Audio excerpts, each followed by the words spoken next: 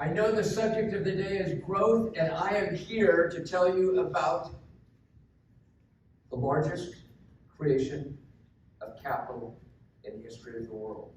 I'm one of the lucky few. We moved here 60 years ago, right smack in the middle of Silicon Valley. It was a backwater. And I've had a front row seat in watching over it the last 60 years, the innovation revolution overtake the world. And I'm here to tell you, we are just in the early innings of that. I'm here to tell you what's coming next, how you and your clients can make money. I'm also here to talk to you about the revolution in renewable energy, the path to decarbonization, and just how exactly, when the demand for power is going like this, and we're supposed to be decarbonizing like that, we make it all happen. I'm going to tell you some things you've never heard before. But I'm going to make this as provocative as I can. I want you to have a front row seat and be part of it, just like I had a front row seat in Silicon Valley 60 years ago when there was frankly nothing here except for Stanford, Hewlett Packard, and a lot of fruit trees. Maybe a little marijuana, maybe a lot. So we're going to do a thought exercise here. 1965. What do you make of this slide? 10 largest market cap companies in the world. What do you see here? First, feels pretty good to be an American. I think we're a little lucky on that. You win World War II and the rest of the world is leveled. A lot's happening in America. And the other thing I heard a lot of you say, it's an energy economy, and specifically a carbon-based economy. 5 oil companies, 3 auto companies, U.S. Steel, pretty simple, this tiny little tech company, no one knew what to make of it. IBM, I don't know where the future is there. And that's what it looked like. And what I want you to understand is you must understand the inflection points and where the future is going. Not one of these 10 firms is still in the top 10 today. Simply put, they all thought they were doing great, basically patting themselves on the back. General Motors still today thinks they're doing a hell of a good job. They will not sell even 5% of the number of electric vehicles that Tesla will. That's not good news. But what do you make when you see this list here? Anybody want to just yell anything out? What pops to your mind? Tech. No kidding. It's dominated by tech. What else pops to your mind? How they shifted to the West Coast. Everything shifted from the east to the west. Folks, here's what I want you to know. First, folks, there is not one company in Europe in the top 10 of the world. Unthinkable when I was a kid. Not one firm in New York on this list. Really, only one east of the Mississippi. The global economy is moving this direction, and it's because we're leading in what is a technology age. You've got to see the future. I'm going to pivot to energy here. This is one of my favorite slides. 1978, I'm working at the Department of Energy in the Office of Conservation and Solar. Folks, this is a teeny office back then. And if you look at it, cost per watt for installing solar, $78 a watt. And what that means is, if you look at the green columns, no one's buying. And no one's buying 60, or 50, or 40, or 30, or 20, or 10. When we founded our firm in 2007, you just had those teeny little green columns. And people said, we don't think solar is really happening. And our firm put out this report with those blue columns there. And we said, you're wrong. We're beginning the age of renewable energy, and it's going to dominate everything that has come before. And we projected those blue columns, and what people said were, crazy Californians. They just don't quite get it. So what really happened? Our guess was in the blue. We were way, way short. And what happens is there's an inflection point, and the inflection point turned out to be $4 per watt. If you've ever wondered what venture capitalists do, our job is to not just see the future, but to understand where the inflection points occur, and then to pick out the best companies in those sectors. That is exactly what we did at Tesla. By the way, when I came home in 2007 and told my wife, I had seen the future, and we were investing in an electric car company in San Carlos, California with 29 people. And she said, "You've lost your mind, go get our money back." The Tesla thing turned out okay. I'm going to show you just how okay in a bit. But I want to ask you a question. You're all smart people, accountants all over the world. You're seeing multiple clients, so I know you all have a firm grasp on the global economy. Of all the power added this last year, 2022, in Asia and Europe and North America and Africa and South America, everywhere, 82%. This is globally. Why has that happened? I'm going to show you. You're now going to know more about energy than most of our Congress, and certainly more than our last president. Take a look. This is what's driving it. This is not an opinion. This is what's happened. Folks, you've got to understand two things. What is the slope of the curve in the various industries? And when the inflection point comes. A lot of people love nuclear, and it has its time and place. And over time, it may be great because it's the most dense form of energy there is, but costs are going up pretty much every year for the last decade. That's not good. Coal is essentially dying. Natural gas is essentially flat to up. What I want to leave you with here is nothing can touch the cost down curve of wind, and especially solar. And that's why virtually every utility executive company is going heavily in that direction. But others will say, "My God, what do you do when the sun does not shine and the wind does not blow?" And that question must be answered. Now, the oil industry has their answer, which is natural gas. In fact, when I went to school, it was literally taught in economics, there is no economic growth whatsoever that does not occur in lockstep with the use of carbon-based fuels. That is no longer true. I was literally just invited to speak at the largest oil conference in Europe. And I thought they might come at the stage with pitchforks, but they didn't. But the reality is there's this new kid in town, and it's called battery storage. And you might say, how real is this? Take a look. I was serving on the board at Tesla, 2010. Cost per kilowatt hour was about $1,300. That's a lot. And well, Tesla made the Model S in 2010, probably the most revolutionary car, the biggest jump forward in the history of the vehicle industry. It was car of the year, safest car ever made, the lowest repair costs ever had, and the fastest family car you would ever see. But it was a plaything for the rich because of the cost of batteries. Fast forward, the cost per kilowatt hour for batteries has dropped over 90%. And none other than Herbert Diess, the head of Volkswagen, and Elon Musk have both said in the next 3 to 4 years, it's going to drop another 50%. We knew back in 2017, every auto company in the world was going all electric. So what does that look like? Oh, by the way, this is the growth now of utility scale production. So it's not just that the auto industry is going all electric, but every major utility on the planet is buying gigapacks or large batteries to deal with time of day pricing. This is the new world we're living in. If you know that slide, it will answer a lot.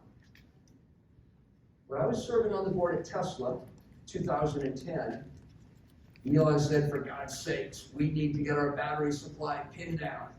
How many battery plants are there? You know, get on a flight, let's go make this happen. Here's the unfortunate news, folks. The number of battery plants in the US at that point for autos, 0. The entire world, 2. You got out of a plane to 1 or 2 places, you're either going to Japan or Korea, end of story, and that was frightening, that's why they cost so much. Fast forward to today, over 200 factories, costs continuing to go down. This is the new world we're looking at, and it's going to affect every mode of transportation. It's going to turn every dumb building into a digitized building with power storage. It is an entirely new world. This is the background I wanted you to know. Now I'm going to show you some trends and some opportunities. First, I don't need to tell you, accelerating climate change. It is not only the hottest year on record, the poles are in fact melting. What may trip things the most actually is the cost of insurance, especially the major reinsurers like Swiss Re and Munich Re are seeing rates go through the ceiling they've never seen before because of the cost of fires, floods, etc. At the same time, skyrocketing power demand that was never anticipated because everybody is going online all the time. FinTech, crypto, all of these things are using dramatic amounts of power, and now generative AI, all at the same time in that virtually every mode of transportation is going electric. And now you're seeing this new grid of the future. So everything in the world of energy, transportation, and buildings is changing. On top of it, historic levels of financial support. When this first was announced, the IRA, it was pegged by the Congressional Budget Office of just over $300 million. Swiss Re came out with a report, Credit Suisse, a few months later saying, no, it's actually 800 million or 600 million. Goldman Sachs, over $1 trillion. Here's where it is all going, and it is stimulating one of the largest growth phenomena in the world, in the US history, which looks like this. Expect to see a boom throughout the Middle West. Expect to see increased high employment, and expect to see the US flag start appearing on that battery list. And most of all, you can see the manufacturing that's coming. Expect this. You're going to see a boom in electric vehicles that you've never seen before. US grew from 6% last year to already over 10%. You don't have to take my word for it. Ford and GM have already said, we're not even going to make non-electric cars by 2035. Volvo responded saying, you're losers, we're going to be there by 2030. Stellantis, the fifth largest auto company in the world, said we're going to be there by 2028. Jaguar by 2025. Does anybody see a trend here? It's all going electric as the costs go down. And by the way, this week for the first time, the average Model 3 and Model Y Tesla, most of the fleet, costs less than the average American car, dropping to just a hair over $30,000. Because most of the cost of an electric vehicle is a battery. No one saw this coming. Expect a big change here. By the way, if you wonder about how that crazy investment we made in Tesla was doing, I just want to show you market share last year. Folks, Tesla's selling more electric vehicles in the US, a time when everybody is going all electric, than the next 19 companies combined.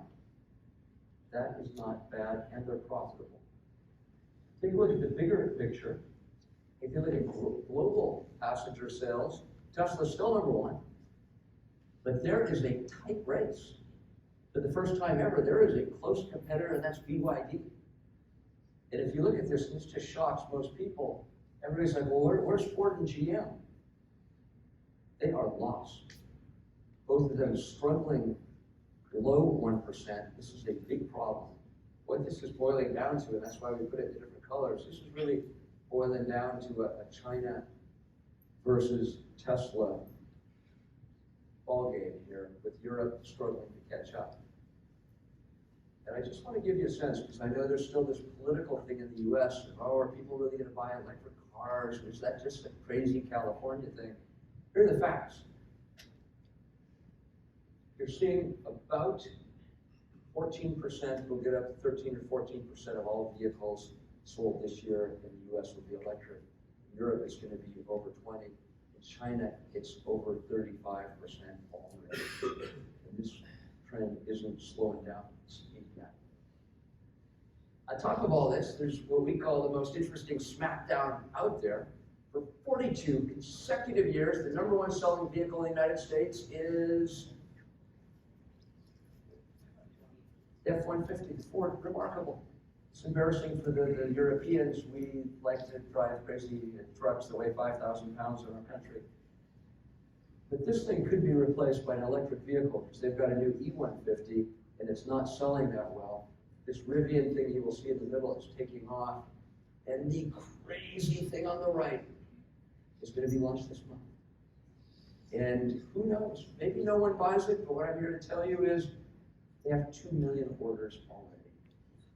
And if this has anywhere near the momentum people think, it's going to be a challenge for the Ford Auto Company.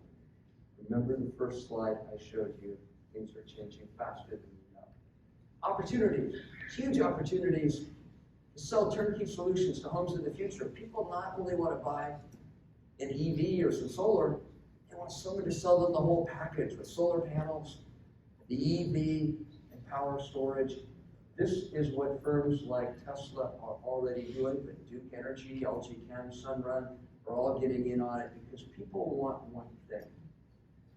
They want a life where you will never have to pay a penny again for electricity or gasoline. And these folks are selling it now. It's part of why Tesla is in the top 10 on the list. You're going to see huge opportunities for something called fleet management. Some of you know this, but in Europe already, the majority of vehicles are owned by fleet managers.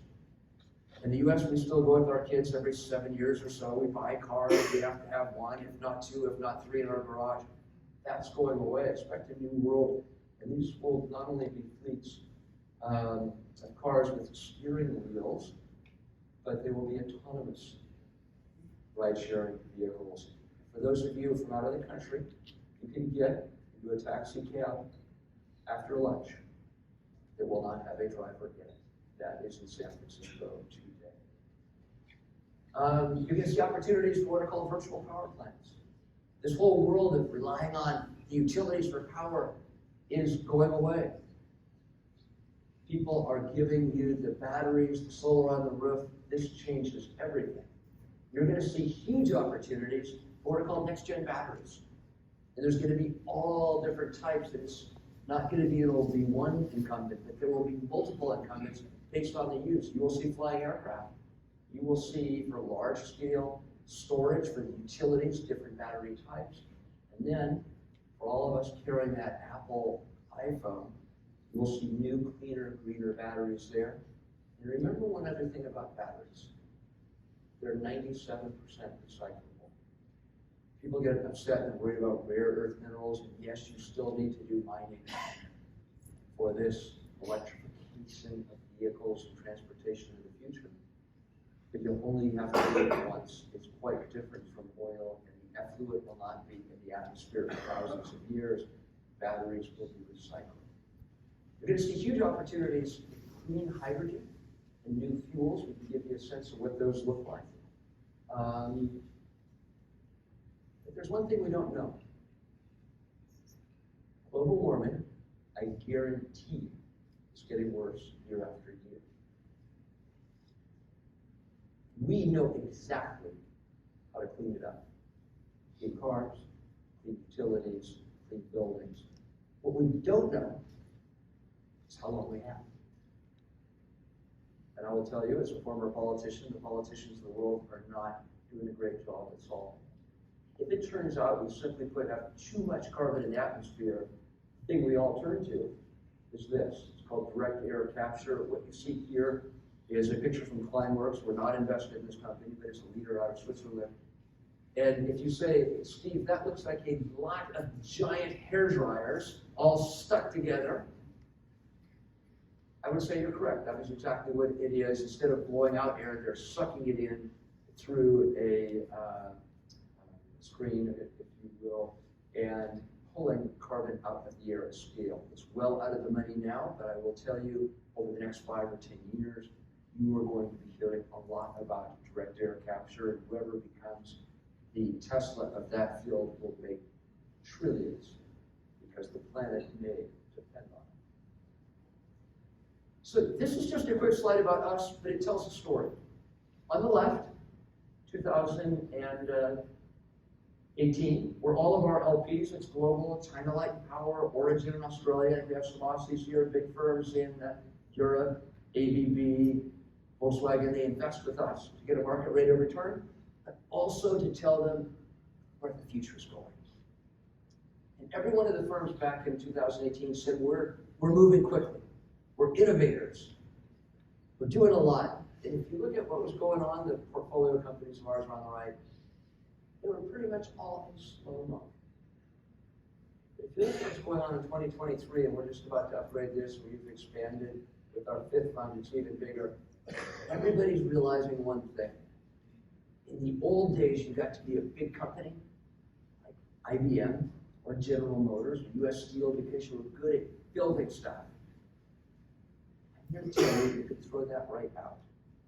In the new world, you get to be a big company by partnering faster, investing more quickly, and understanding which companies you have to buy before your competition. That is the new world. This is what firms like us are doing. I also want to let you know, when you mentioned clean tech, a lot of people said, oh my God, I remember clean tech 1.0. All those companies blew up and disappeared. Not exactly. This is now one of the fastest growing economic sectors on the planet. More and more smart investors are coming in. In fact, the amount of investment coming into the sector is off the charts. These are no longer billion-dollar unicorns. These are multi-decacorns, and in the case of Tesla, it will be a trillion-dollar company. Quote me on this by the end of next year, based on new models coming out. So I want to leave you with this. My dad always said, if it ain't broke, don't fix it. And folks, in the 1970s, that was terrific advice. Throw that one right out the window. The new mantra is Steve Jobs. And it really goes right off your Western theme.